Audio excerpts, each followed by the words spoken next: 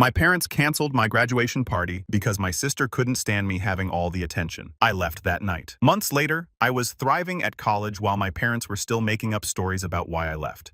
It began on Tuesday, exactly 10 days before graduation. I returned home from my job at the grocery store to find Mom seated at the kitchen table with that expression on her face. You know the expression. She's going to give awful news but wants you to believe it's reasonable. Claire, honey, we need to talk about the party. My stomach sank. What about it?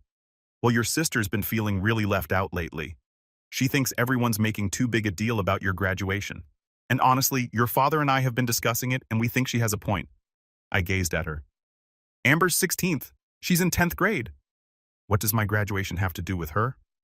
Mom sighed as if I was being tough. You know how sensitive she is. She's been crying in her room every night because she feels invisible. All anyone talks about anymore is you. You, your accomplishments, your future, your college plans. She feels like nobody cares about her anymore because I'm graduating high school. Something that happens once in a person's life. Don't be dramatic. Claire, we just think it would be better if we postpone the party. Maybe do something smaller, quieter. Amber suggested we could have a family dinner instead. Just the 5 of us. Wouldn't that be nicer? Anyway, more intimate. The 5 of us. Mom, Dad, Amber, me and my younger brother Ethan, who was 12 and couldn't care less about any of this drama. He just wanted to play Fortnite and eat pizza rolls. You want to cancel my graduation party because Amber's feelings are hurt that people are congratulating me instead of her? We're not canceling it. We're postponing it.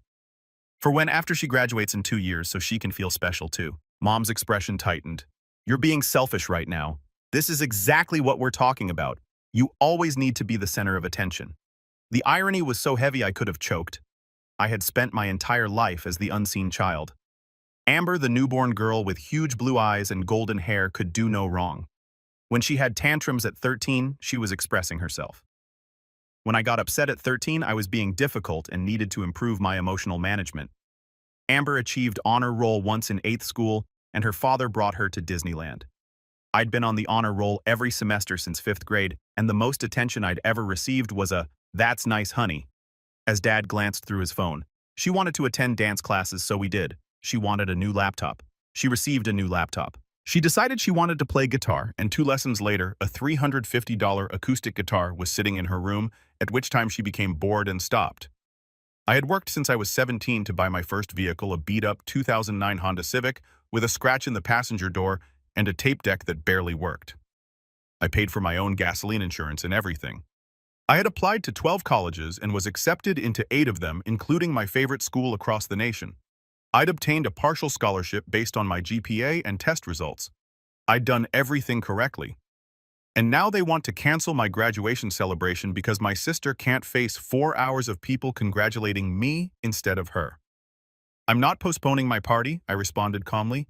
You already sent out invitations. People already bought gifts. Aunt Linda's driving 4 hours to get here. We'll call everyone and explain. They'll understand. I don't understand. I said, Claire, you need to be more understanding. Let Amber have the spotlight for once. Is that really so much to ask? Something inside of me cracked. For once, are you actually serious right now? Amber has had the spotlight my entire life. Every single thing she's ever wanted, she's gotten. Every accomplishment of hers gets celebrated like she won the Nobel Prize, while mine get ignored unless they somehow benefit you. I'm graduating with honors. Mom, I'm going to Stanford on a scholarship, and you want to cancel my party because Amber's jealous. Don't raise your voice at me. Mark, don't treat me like I'm disposable. Dad strolled in, still dressed for work, tie loosened around his neck. What's all the yelling about? Your daughter's being unreasonable about the party situation, she remarked.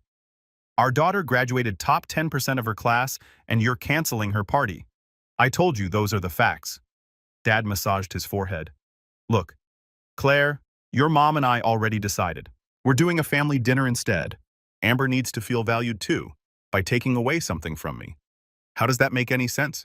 Because you're 19 now. You're an adult. You should be mature enough to understand that sometimes we make sacrifices for family. Sacrifices for family, right? Like how you sacrificed my entire childhood to make sure Amber felt special every second of every day. Fine, I heard myself saying. Cancel the party. Mom genuinely grinned. Thank you, sweetheart. I knew you'd understand once we explained it properly. I'm going upstairs. I strolled to my room on autopilot, closing and locking the door. Then I took out my phone and accessed the banking app. I'd been saving money since I was 17. Every grocery store job, every birthday present from my grandparents, and every dollar I could scrounge together. I told my parents I was saving for college, which was partly true, but in reality I was saving for my independence. The balance showed $9,145. It wasn't a fortune, but it was mine. Money they couldn't touch, seize, or used to control me. I grabbed my laptop and started browsing for flats near Stanford. Move-in wasn't until August, but many properties offered summer leases. I could work full-time throughout the summer, save more money, and get comfortable before school starts. My phone vibrated with a text from Aunt Linda. "I'm so excited for your party next week. I'm delivering your graduation present early so you may spend it on college shopping. I am so proud of you, honey." My eyes stung. I blinked hard and replied back, "Actually, the party is canceled. Things related to the family. Long tail, but I'd still like to see you if you want to meet for coffee." She made an urgent call. "Canceled. Claire, what has happened?" I told her everything. The entire tale flowed out like I'd been keeping it in for 19 years, and the dam finally burst. Amber's jealousy, Mom's manipulation, Dad's utter disregard for my feelings, and the pattern of favoritism that had defined my entire upbringing. Aunt Linda was quiet for a long while. "Pack your bag," she eventually said. "You're staying with me until you leave for school."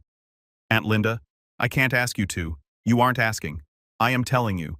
Pack enough for several days and meet me at the Morrison Street coffee shop in 90 minutes. We will sort out the rest later. How about Mom and Dad? What about them? You're 19. They cannot stop you from going." She was correct. I was legally an adult. They couldn't stop me from walking out of the door. So that is precisely what I did. I packed my duffel bag with clothing, toiletries, my laptop, and vital documents. Birth certificate, social security card, bank statements, admission letters, scholarship information, everything I needed to start a new life.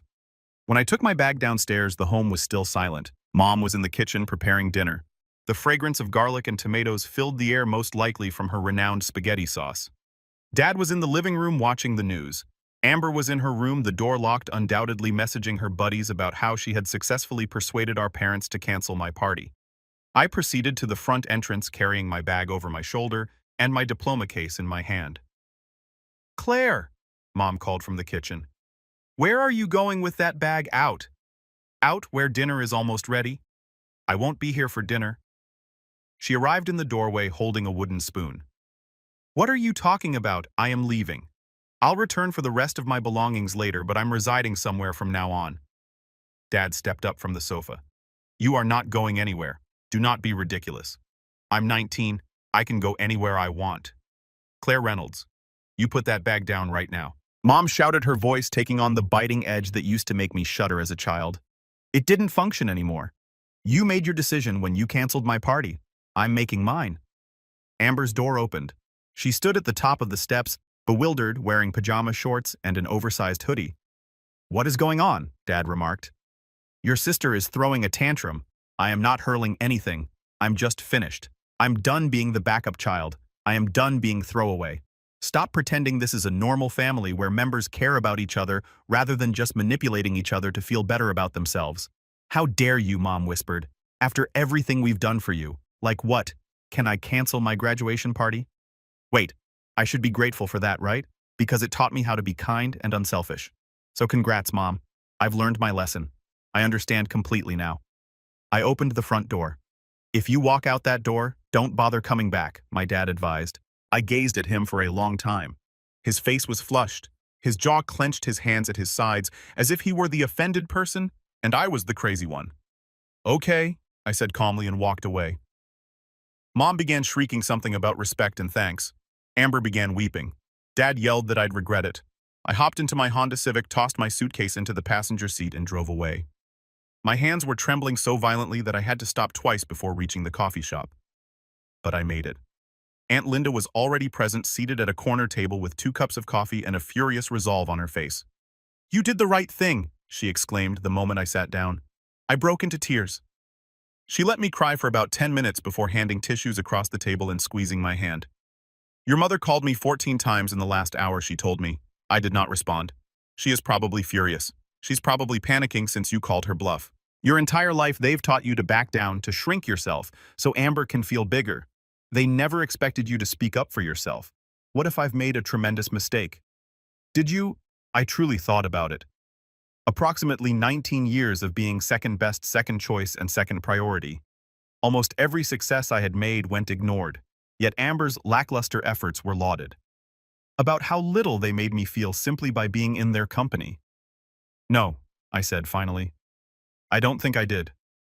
Aunt Linda grinned. Then let us get you comfortable. You are welcome to remain in my extra room for as long as you need. Well, return tomorrow when they're at work to grab the remainder of your belongings, and then we'll focus on getting you ready for Stanford. That night, while resting in Linda's guest room, my phone burst with texts. Mom, you're tearing the family apart. Dad, this is what we get for raising ungrateful children. Amber, I hope you are happy. Mom had been sobbing all night because of you. Ethan, will you come back? I miss you. The last one stung the most. Ethan was completely innocent in all of this. He was just a child caught up in terrible familial circumstances that he had no control over. I texted him back privately. I miss you, buddy. This is not about you. I will see you shortly. I promise. The rest, I disregarded. Graduation has come and gone. I walked across the stage wearing my cap and gown, shook the principal's hand, and accepted my diploma.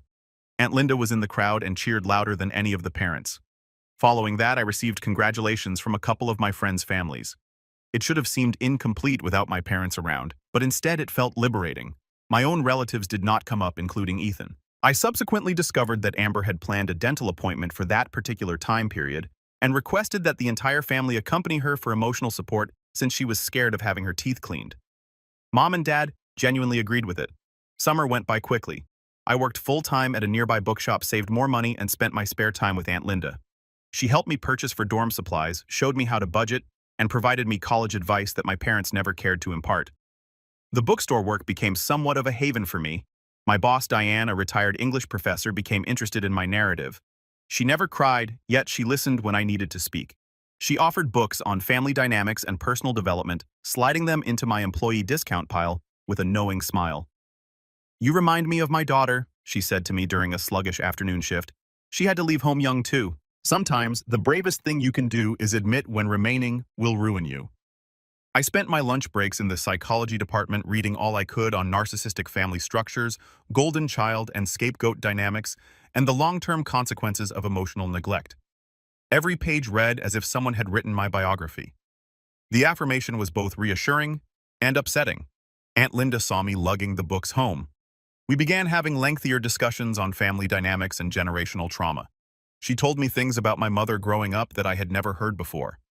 Mom had apparently played favorites before. Aunt Linda had always been forgotten while my mother received all of the attention and admiration from their parents. The cycle just resumed with the following generation. Your grandmother used to throw elaborate birthday parties for your mom every year. Aunt Linda told me one evening as we were putting together a bookcase for my dorm. Professional decorations, catered food ponies, the whole 9 yards. My birthdays involved sheet cake and a few relatives in the garden. When I inquired why, my mother said that your mother needed it more since she was sensitive. That sounds familiar. I left for college and barely looked back, she explained. I worked 3 jobs to pay for school since they refused to help with tuition. They said they had already spent a lot of money on your mother.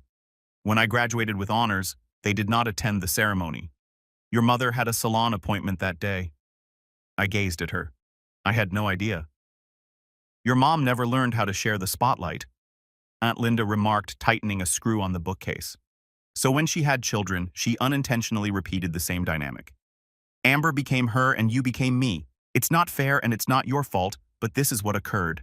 Do you think she will ever comprehend what she has done? Aunt Linda shrugged. Some people never do. They're too caught up in their own story to recognize the harm they're making. I made peace with that many years ago.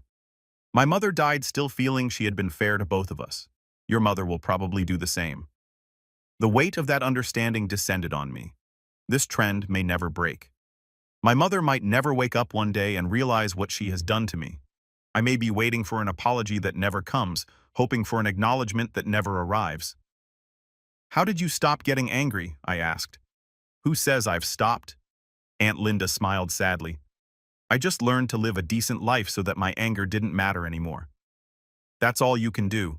Make your life so rich and significant that those who harm you become footnotes rather than the main story. In August, I relocated to California. Stanford was all I imagined it would be, and more. The campus was beautiful. My classes were difficult in the greatest manner possible. And for the first time in my life, I felt like I belonged. I was able to make friends effortlessly. Sophie, my roommate, was a computer science major from Seattle with a wicked sense of humor and a coffee addiction to equal mine. We sat up late talking about everything and nothing. And she never made me feel like I was doing too much or not enough. I joined groups, attended events, and devoted myself to my academics. Psychology had always interested me, and now I was studying from teachers who were true experts in their subjects. I was prospering in ways I could never have done at home. My parents tried to contact me a few times during those initial months, sending uncomfortable messages asking how school was going and emails with links to things they thought I'd be interested in. Mom sent a care box in October with handmade cookies and a message that said, "We miss you." The care gift remained untouched on my desk for 2 days before I peered inside. My favorite cookies were chocolate chip with walnuts, which she used to prepare on special occasions. There was also a brand new Stanford sweater with tags still attached, as well as a framed photo of our family from 6 years ago. I gazed at the photo for a long time. We were at a beach, all 5 of us smiling for the photo. Ethan was simply a tiny kid with missing front teeth. Amber appeared to be really joyful, as if she weren't pretending for anyone. I was 14, still hoping that things would improve. Sophie discovered me sitting on the floor, holding the photo in my lap. "Are you okay?" "I do not know. They sent these things, and part of me wants to phone to thank them. Part of me wants to toss everything away. And part of me is sad because when I look at this image, I can't recall the last time we were joyful together." She sat next to me and said, "Do you want to know what I think?" "Yeah. I believe grieving is difficult. You may grieve for the family you wish you had while still shielding yourself from the family you do have. Those things can exist simultaneously." She was correct. I could miss the concept of having supporting parents while simultaneously accepting that my parents' reality was damaging. I may want for them to change while still realizing that they probably won't. I preserved the cookies and distributed them across my dorm floor. I gave the sweater to the college thrift store because I already had 3 Stanford sweatshirts. And I put the photo in a drawer so I wouldn't have to look at it every day, but I also wouldn't throw it away. But they never apologized or recognized their actions. Never said that canceling my graduation party was wrong or that their treatment of me throughout my childhood was unjust. So I kept my distance, responding politely, but briefly providing surface-level updates and making no genuine emotional commitment. Ethan and I kept in touch via video conversations and text messages. He spoke to me about his soccer team, his academics, and the new video game he was enamored with. I informed him about California and college life, then emailed him bunny memes. He inquired when I'd be home, and I kept responding soon even though we both knew it was a lie. The reality was, I had no intention of returning. The house had never seemed like home. Anyway, the major breakthrough happened 7 months into my freshman year. I'd applied for a competitive research post in the psychology department, which is normally reserved for upperclassmen. It was a long shot, but my academic advisor urged me to attempt. I received it. Not only did I receive the job, but the professor was particularly pleased by my application essay and my views on early family dynamics and their long-term psychological consequences. Personal experience appears to have had some value in academia. The research post included a stipend, not much, but enough to pay books and some living expenses. More significantly, it conveyed prestige. Getting this job as a freshman was almost unheard of, and it looked great on a resume. I was working in a genuine psychology lab doing serious research for a paper that would eventually be published in an academic publication. My name would appear on that publication. At the age of 20, I was already accumulating qualifications that would prepare me for graduate school and other opportunities. I made a modest message on social media, including a photo of myself in the lab wearing a visiting ID and clutching a clipboard. "I'm excited to begin my research post in developmental psychology. Dreams really come true." The response was astounding. Friends from high school applauded me. Professors from my department offered encouraging comments. Even folks I hardly knew sent encouraging words. Mrs. Carter, my high school English teacher, made the most impactful observation. "However, I always felt you were destined for big things, Claire. I'm really pleased to see you succeeding." I screenshotted the comment and forwarded it to Aunt Linda. She answered with around 15 heart emojis. What I didn't expect was silence from my relatives. No likes, comments, or anything. Even Ethan, who typically reacts to anything I publish, remained silent. I then discovered that Amber had set up a family group chat just to criticize my article, labeling it attention-seeking and rubbing their noses in it. Apparently, she had persuaded everyone to overlook it as a group effort. The pettiness would have been amusing if it hadn't been so tragic. Friends and instructors have left 67 comments and likes. Aunt Linda posted it with a remark about how proud she was. I didn't think much about it until my phone called 3 days later, Mom's name displayed on screen. I almost didn't respond, but curiosity got the better of me. "Hello, Claire. Hi, how are you?" Her voice was too cheerful, the tone she used when she wanted something. "I'm fine. I'm busy with school. I saw your post regarding the research. That is fantastic, honey. Very impressive. Thanks. Listen, I was wondering if you could come home for spring break. It's been a long time since we saw you. Amber genuinely misses you." I questioned it, but I didn't protest. "I intend to stay here during spring break. I have work. Surely you could have a few days off. We'd love to visit you, and you may tell us about your studies and research position. I am sure everyone would be quite eager to learn about it." There it was. Everyone, including extended family, church friends, and neighbors, they could brag to others about their daughter's significant studies at Stanford. Now that I had something outstanding to show off, they wanted me to go home. "I'll think about it." I lied. "Great. I'll make plans to have you here." "Oh, Claire, your father and I were chatting and we'd want to make things up to you. We understand that we may have handled your graduation celebration poorly. We thought we'd throw you a belated celebration while you were home. Invite everyone. Make it truly special. May have handled things poorly." That was as near to an apology as I was going to receive. I replied, "I will think about it. I have to go. I have class." I hung up before she could reply. Sophie glanced up from her laptop. "Let me guess. Family. My mom wants me to come home for spring break so they can throw me a party and show me off to everyone now that I have something worth bragging about. Are you planning to go?" "Absolutely not." She grinned. "Good. We're traveling to Mexico with Lily and Hannah. I've already bought my plane tickets. You're joining us." And just like that, spring break was arranged. 4 college girls, an inexpensive resort, and no family stress for a week. It was perfect. Mexico was just what I needed. We spent mornings at the beach, afternoons touring local markets, and nights trying different restaurants and laughing so hard our tummies hurt. Lily taught us basic Spanish phrases, most of which we botched horribly. Hannah pulled us to every photo opportunity she could find, creating a whole Instagram aesthetic around our vacation. On the 3rd night, we found up at a small tavern with live music.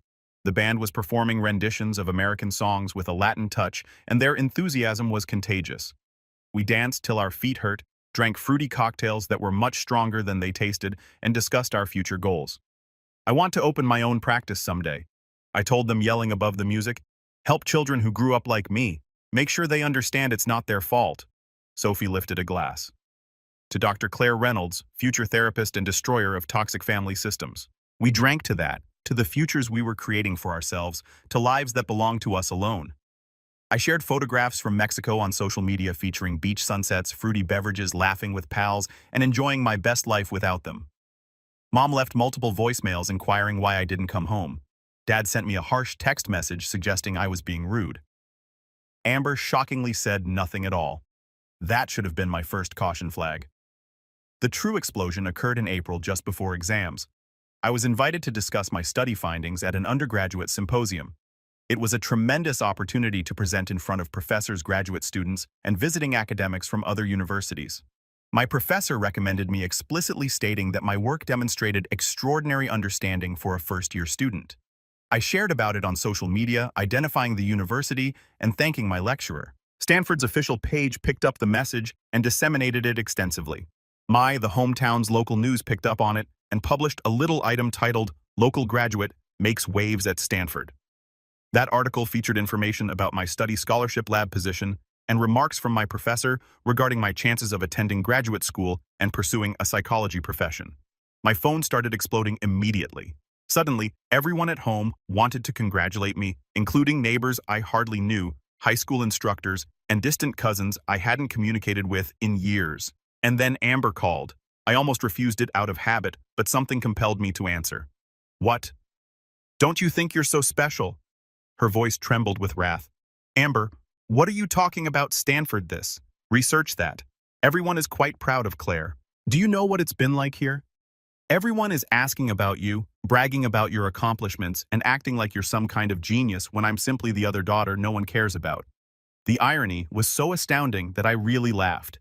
"You are kidding, right? This must be a joke. I am not kidding. You departed and now everything is about you again. You're not even present yet. You're using all of the oxygen in the room. Mom and Dad will not stop talking about you. Every family gathering becomes the Claire show. Nobody asks me about my life anymore. Amber, I'm sorry you feel that way, but you aren't sorry. You adore this. You like being the special one for once. So guess what? I told them the truth. I told them how you abandoned your family for a foolish party, how you are selfish and ungrateful, and how all you care about is yourself. I told them everything. My stomach sank. Exactly. What did you tell them? The fact is that you picked a random party above your sister's sentiments, that you had a fit and ran away from home like a child. That Mom and Dad did everything they could to reach out to you, but you refused to forgive them for one minor error. I told Aunt Linda too. I phoned her and told her how you've been manipulating everyone with your sob tale.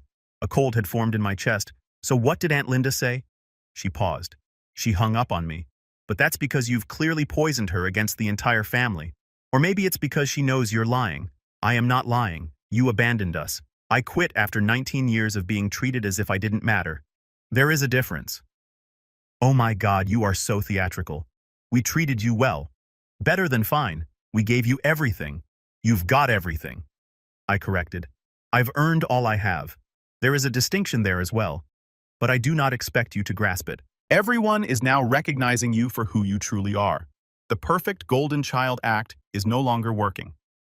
Is that what you believe this is? An act I felt unusually calm, almost detached, as if I were watching someone else have this talk. Amber, I spent my whole life watching you be lauded for achieving the bare minimum, while I had to be flawless simply to be recognized. And when I finally did something worth celebrating, it was taken away because you couldn't take 4 hours of not being the focus of attention. So yes, I went and made a life without any of you, and I am happy today than I have ever been. That is not an act. That's simply me finally being able to exist without continually reducing myself for your benefit. You're such a, I am done with this talk. Do not call me again. I hung up and immediately called Aunt Linda. She answered the first ring. I was about to call you, she explained. Amber just lost her damn mind at me. Did she call you? Oh, honey. She did more than just make a call.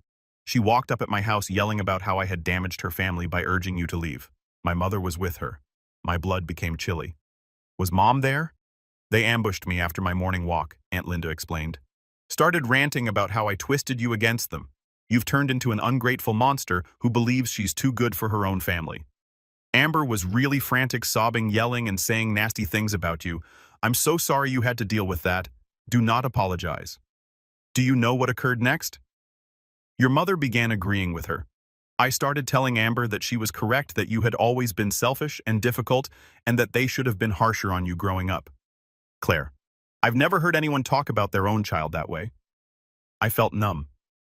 What did you say? I told them exactly what I felt, that they'd spent 19 years ignoring you in favor of Amber, that they'd caused this whole mess by canceling your graduation party out of spite, and that you were succeeding at Stanford precisely because you'd moved away from their poisonous behavior. Then I warned them to leave my property before I contacted the police. Have they left eventually, but not before Amber experienced a full meltdown? She began shouting about how you had stolen her life, how everything should have been hers, and how it was unfair that you could be successful while she was trapped at home being average. Your mother did not even attempt to calm her down. She simply stood there, agreeing with everything Amber said. How about Dad? He was inside the automobile, never even made it out, just sat there like a coward while his wife and children harassed me on my own doorstep. I fell onto my bed phone placed to my ear. This is insane.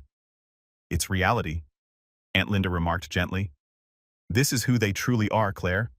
And frankly, I believe Amber did you a favor. She taught you that no matter what you do or how successful you become, they would never be pleased for you. They'll always find a way to make everything about themselves, to downplay your accomplishments, and to punish you for daring to outshine Amber. You needed to see that clearly. She was correct, but it still ached. The issue about dysfunctional families is that you constantly hope for change. You hope that one day they would wake up, understand what they have done, apologize, and everything will be okay. You keep that hope alive even when every evidence suggests it's worthless. Amber's meltdown destroyed that dream completely. Over the next few days, the full extent of her actions became obvious. She'd gone on social media and written a long meandering post about how I'd abandoned my family and was now behaving superior because I attended Stanford. She said I had broken off all communication with them for no reason, refused to return home for vacations, and was too nice for my own family. Of course, she cleverly left out the part about my graduation party being canceled, years of favoritism and abuse, and every piece of context that would explain why I made the decisions I did. The post gained momentum in our hometown. People who didn't know the complete situation began criticizing, calling me ungrateful and arrogant. Former classmates who had never liked me piled on. However, something unexpected occurred. Other individuals began to speak up, including classmates from high school who had experienced my family dynamics firsthand. Professors who had noted the gap in how my parents handled their two daughters, and even some family friends who had always been unhappy with how Amber was treated compared to how I was. They shared their own memories, such as how they saw me working numerous jobs while Amber received a weekly allowance, and how my parents missed my academic award ceremonies but never Amber's dancing performances. They had overheard my parents disparage my successes while applauding Amber's lackluster attempts. The story Amber sought to tell crumbled beneath the weight of the reality. Aunt Linda responded with a calm but forceful statement of what had actually transpired. She didn't explicitly criticize my parents, but she did make it plain that there was much more to the tale than Amber was giving. Mrs. Carter, my old English teacher, posted a comment that made me weep. I taught both Reynolds' daughters. Claire was one of the brightest and most hardworking students I've ever had the opportunity to teach. She has earned every chance she has received. I'm not shocked she's succeeding at Stanford. I'm shocked she put up with her family's behavior for so long. The tide turned slowly, but it did change. Amber's post was removed within 72 hours. I learned from Ethan that she'd had a huge battle with Mom about the whole incident, yelling that everyone was turning against her and that it was all my fault. Mom attempted to call me. I didn't respond. Dad sent an email. I did not read it. Amber sent an SMS around 2 a.m. I hope you are pleased. You have devastated this family. I blocked her number and went back to sleep. Finals came and went. I passed all of my examinations, gained a 3.98 GPA in my first year, and was asked back to the research lab for a paid work.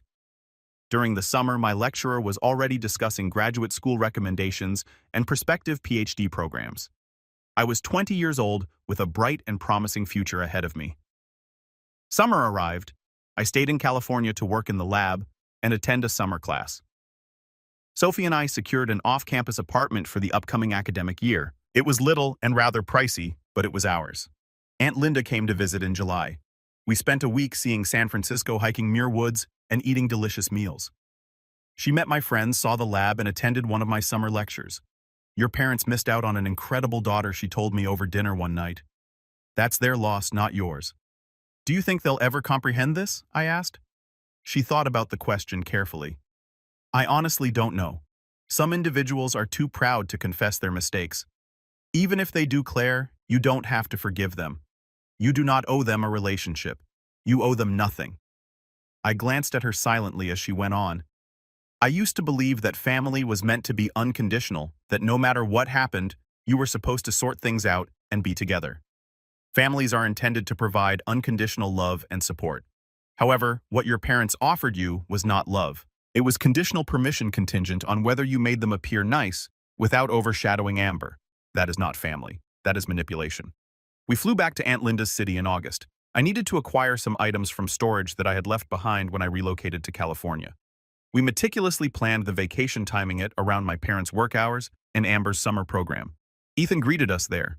He was 13 now, taller and lankier, and his voice began to crack. He embraced me so fiercely that I could scarcely breathe. I missed you so much, he murmured to my shoulder. I missed you too, buddy. We had lunch together, just the three of us. Ethan chatted constantly about everything I had missed, including his soccer team, new friends, and the books he'd been reading. He didn't say much about our parents, which told me all I needed to know about the situation at home. Will you ever come back? He eventually said, moving his fries about his plate. I looked at Aunt Linda and then back at Ethan. Not to live number, but I'll pay you a visit, and when you're older, you're welcome to remain with me in California. What about college? Will you come back then? Ethan? I don't think I'll ever settle back here permanently. This place does not feel like home anymore. His expression dropped, but he nodded. I get it.